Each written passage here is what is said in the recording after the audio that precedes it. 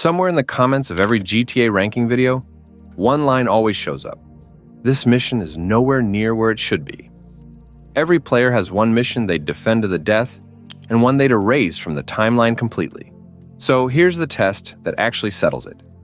7 levels, from missions that make you throw the controller across the room to missions that explain why this franchise still matters 25 years later. Level 1 begins with the pain. Level 1, unplayable. These aren't missions that test your skills so much as your patience.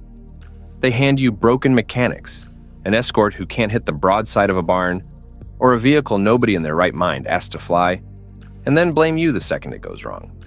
In gameplay terms, these are the moments where the controller nearly leaves your hand, and the save file gets deleted out of pure spite. You've spent hours in this world by the time you hit one of these, and none of that experience prepares you for what's coming. Wrong side of the tracks, San Andreas. On paper, it's simple. Follow a train while Big Smoke shoots the gang members riding on top of it. In practice, Big Smoke's aim is a running joke inside a running joke. The track twists and turns with almost no warning, and there's no checkpoint if you fail. So every mistake sends you all the way back to Smoke's house to start over from scratch. Miss the timing once, and you've lost minutes you're never getting back. Minutes that turn into a full afternoon if you're unlucky.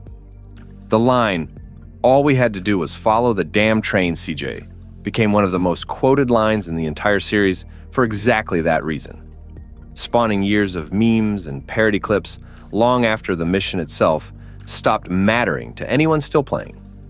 Players eventually found workarounds, riding the bridge over the tracks or jacking a car onto the roof of the train itself before the mission even starts.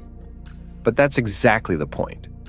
When an entire community collectively decides to break a mission, rather than play it as intended, that mission has earned its spot at the very bottom of this list. Vertical Bird sits right next to it. San Andreas hands you a Hydra jet fighter, with controls that feel like they were designed to punish curiosity. Then asks you to hold your own in a dogfight against enemy aircraft while you're still figuring out which button makes the thing hover instead of nose-diving straight into the tarmac. Most players burn through their patience just learning to keep the plane level, let alone lining up a missile on a moving target. And the mission shows no mercy for anyone still getting used to the stick. It's less a mission and more a flight lesson the game never actually agreed to teach you. A wall built specifically to see who quits and who keeps going. Compared to the ground missions surrounding it, the jump in required skill feels almost unfair, like the game changed genres on you without any warning at all.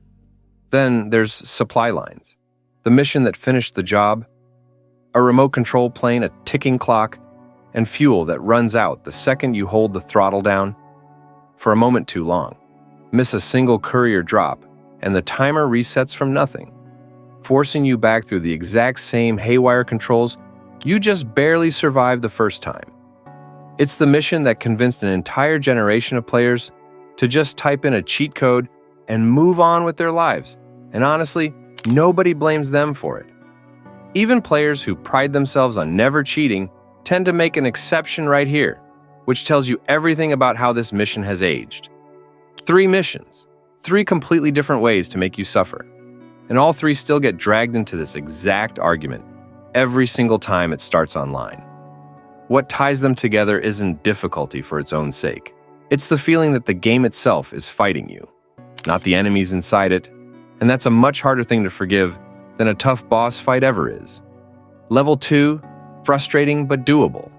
These missions still make you swear at the screen, but they're beatable without a walkthrough open in another tab. The mechanics work, more or less. You just need patience, and usually 2 or 3 attempts before it finally clicks into place. Demolition Man asks you to fly a remote control helicopter through a half-collapsed building, rigged with explosives, while a timer counts down behind you. The controls are fiddly and the margin for error is thin. One clipped wall and the whole run is over. But once you learn the layout of the building and the rhythm of the turns, the mission stops feeling like a punishment and starts feeling like a puzzle you've finally cracked. It's frustrating the way a difficult platforming level is frustrating, not the way a genuinely broken one is, and that difference matters more than it sounds like it should. Chase the Cheat from GTA 4 is a straight endurance test. A long pursuit against the clock, weaving through traffic with almost no room to breathe and no shortcuts to lean on. It isn't broken the way the level 1 missions are broken. The car handles the way it's supposed to, the target doesn't cheat. It's simply built to wear you down through sheer length before it finally lets you win. And that's a very different, more honest kind of frustrating than anything on the level below it. Fail it 3 times in a row and you won't blame the game. You'll blame your own reaction time. And that distinction is exactly what separates level 2 from level 1, where the blame always lands on the game itself. Level 3, average. This is the biggest category in any GTA game, and also the one nobody remembers by name, a week after finishing the story. Pick something up, drive it across town, drop somebody off, repeat. Territory missions, courier runs. The odd delivery job that exists purely to put a few $1,000s in your pocket before the next real story beat lands. These missions exist to keep the world moving in between the plot points that actually matter, filling the space between the missions people screenshot and post online for years afterward. They're not bad missions, and they're rarely even annoying while you're playing them. They're the connective tissue every open-world game needs, the quiet, forgettable price of having a map big enough to lose 100 hours in. And every single GTA title has dozens of them, sitting quietly in the background while the bigger missions get all the attention.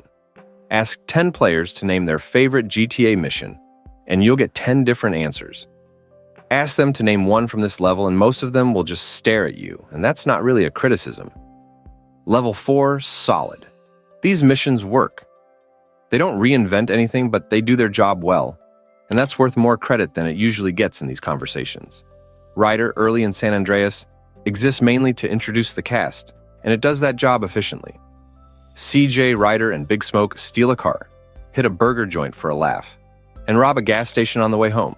And underneath the comedy and the easy banter, the mission quietly plants the tension and the seeds of the betrayal that pay off dozens of missions later.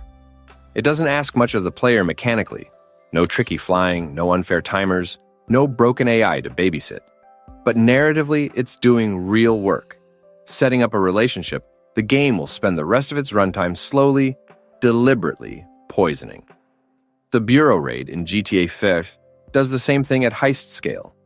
Michael, Franklin, and a hired crew infiltrate the FIB building with a genuine choice between a loud, guns-out approach and a quieter stealth route through the vents and offices above. It isn't the game's flashiest heist, and it clearly isn't trying to be, sitting between 2 much bigger, louder set pieces in the story. What it is a tight, well-built mission that respects the player's choices and earns its place without needing fireworks to justify itself. The kind of mission you forget you loved until someone brings it up in exactly a conversation like this one. Solid missions rarely get remembered first, but take them out of the game entirely, and you'd feel the gap immediately. Level 5, memorable. These are the missions players bring up unprompted years after finishing the game, in conversations that have nothing to do with GTA at all, just because something in real life reminded them of it. 3-Leaf Clover, GTA 4. Nico, Packy, Derek, and Michael rob the Bank of Liberty. And what should be a clean, professional job goes wrong almost immediately, the way the best heist stories always do. A hostage grabs a concealed gun he swore he'd never use. A robber is shot dead before the vault even finishes opening, and what should have been a clean, quiet job turns into a 5-star shootout through the streets and subway tunnels of Liberty City. There's no mid-mission checkpoint either, so every mistake, every wrong turn, every panicked shot sends you all the way back to the start, which only raises the stakes of an already tense heist even further. By the time you're sprinting through the subway with half the city's police force behind you, it stops feeling like a mission and starts feeling like a genuine getaway, the kind you'd actually be scared to pull off in real life. That combination of scale, chaos, and real consequence is exactly why it's still brought up as one of the best missions the entire series has ever produced, more than 15 years after it first shipped and long after most of GTA 4 has faded from memory. The Jizzy mission carries a different kind of weight entirely. It's quieter, heavier on character and atmosphere than on action, built around tension and consequence rather than gunfire and getaway cars. It's the kind of mission that proves GTA 4 was just as interested in mood and moral weight as it was in mayhem. And it's exactly the sort of quiet standout that gets overshadowed by louder missions in every ranking, but never actually forgotten by the people who played it. Memorable doesn't always mean explosive. Sometimes it just means a scene stuck with you long after the credits and stayed there. Level 6, iconic. These missions don't just get remembered by the people who played them. They define what people picture the second you say the name of the entire franchise out loud, even to someone who's never touched a controller. Mention GTA to a total stranger, and there's a real chance one of the next 3 missions is exactly what pops into their head first.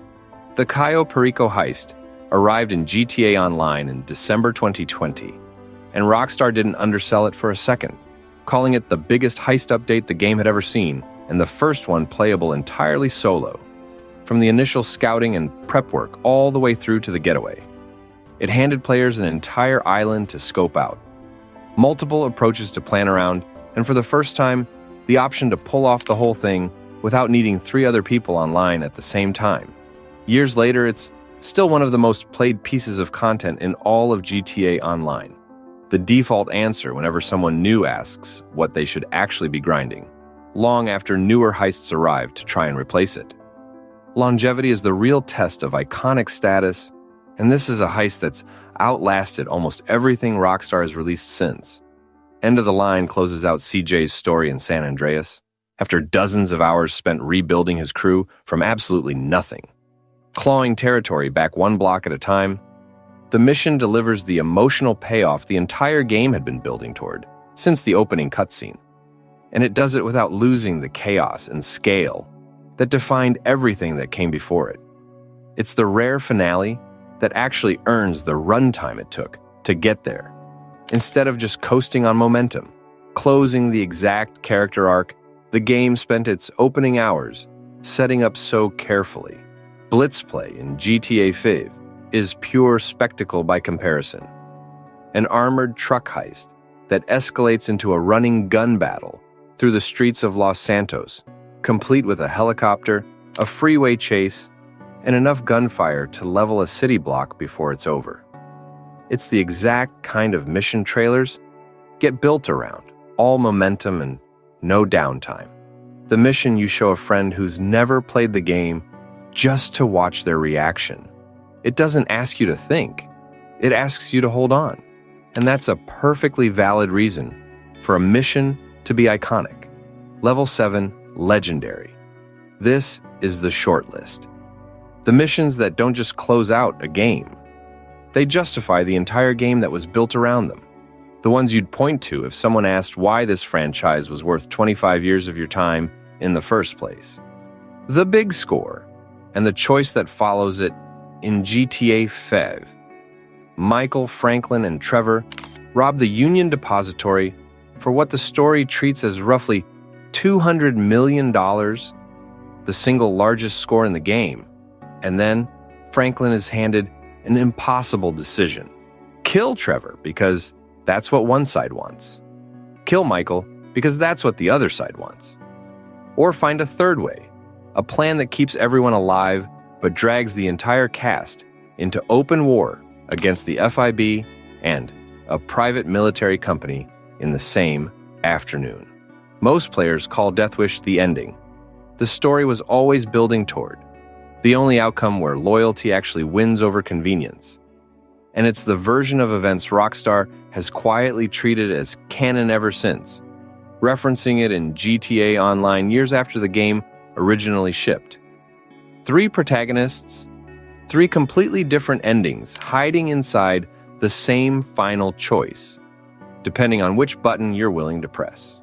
No other mission on this list changes based on who you are as a player, quite like this one does, and that alone would justify its spot at the top. Reuniting the family is the emotional final note of San Andreas, the moment every plotline the game spent dozens of hours building. Every betrayal, every reunion, every block of territory clawed back one mission at a time, finally lands and closes the loop CJ has been chasing since the very first cutscene of the game. It's proof that a story mission doesn't need a single gunshot to be legendary. Sometimes the biggest payoff is just watching a family finally sit back down at the same table, after everything the game put them through to get there. And the ending of GTA 4 closes things differently again. Nico is finally asked to choose between deal and revenge, between letting go of everything that dragged him to Liberty City in the first place, or finishing what he actually came here to finish. And whichever one you pick, the game makes absolutely sure you feel the weight of that choice long after the credits have finished rolling and the controller's back on the table.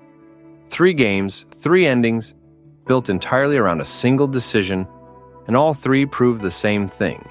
The best GTA missions were never really about the shooting. They were about what the shooting cost you. 7 levels, from missions that break controllers to missions that define an entire franchise. Some of these placements you'll agree with instantly. At least one of them. You won't. And honestly, that's exactly the point. Tell me which mission you'd move and subscribe for more rankings like this one.